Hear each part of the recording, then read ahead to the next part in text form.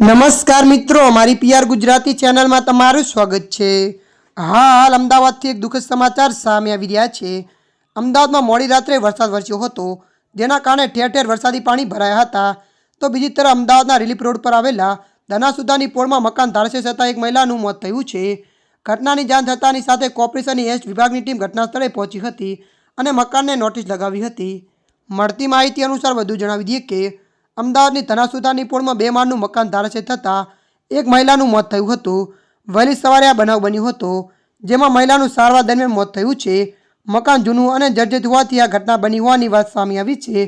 સ્થાનિકોનો આક્ષેપ છે કે મકાન જૂનું હોવાથી કોર્પોરેશનને જાણ હતી, તેમ છતાં મકાનમાં નોટિસ લગાવી ન હતી, જેના કારણે આ બનાવ બન્યો હતો।